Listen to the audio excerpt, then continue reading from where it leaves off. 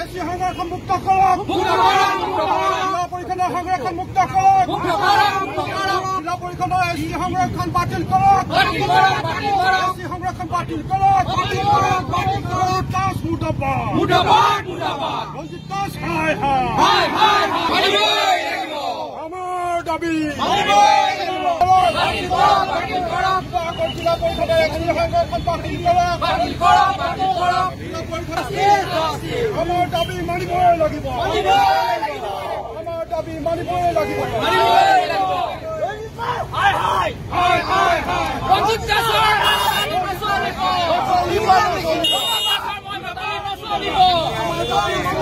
ৰঞ্জিত দাসৰ মই মতালি নচলিব।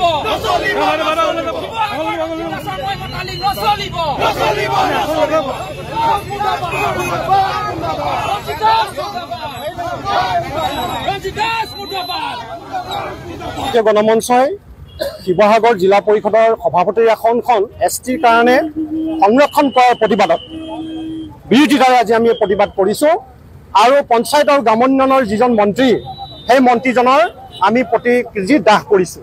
এইটো কাৰণে যে আজি যোৱা কিছুদিনৰ আগতে আমি যেতিয়া ৰঞ্জিত দাস ইয়ালৈ আহিছিলে তেতিয়া আমি এখন মেমৰেণ্ডামৰ যোগেদি আমি এই কথাটো জনাইছিলোঁ যে শিৱসাগৰত কোনো পৰ্যায় এই আসনখন জিলা পৰিষদৰ আসনখন এছটিৰ কাৰণে বিশেষ এটা শ্ৰেণীৰ কাৰণে কেতিয়াও সংৰক্ষণ কৰিব নোৱাৰিব।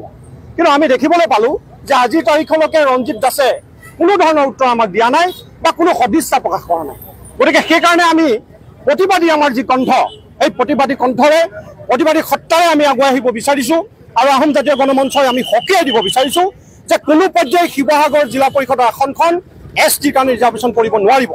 কাৰণ আপোনালোকে জানে যে শিৱসাগৰ জিলা পৰিষদখনত 12 জনৰ ভিতৰত 8 জনে আহোম, 2 জন অনুসূচিত জাতি আছে, 2 জন চাহ জনগোষ্ঠী আছে, 1জন মাত্ৰ মিচিঙৰ আছে।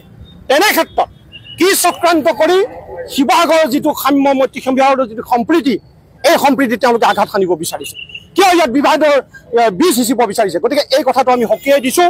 কোনো পৰ্যায়ে কিন্তু আমি জিলা পৰিষদৰ আসনখন সংৰক্ষণ হ'ব নিদিওঁ এই কথাটো ক'লোঁ।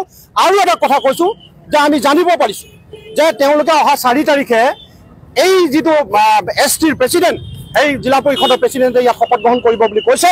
আমি সেইদিনাখনেই আমি কোনো পৰ্যায়ে সভাপতিক কিন্তু ইয়াত আসন গ্ৰহণ কৰিব নিদিওঁ, সেইটো আমি এতিয়াই সকীয়াই থলোঁ। তাৰ কাৰণে সেই সময়ৰ কাৰণে যিকোনো পৰিস্থিতিৰ কাৰণে কিন্তু আমি দায়বদ্ধ নহ'ম, সেই কথাটো আমি জনাইছোঁ।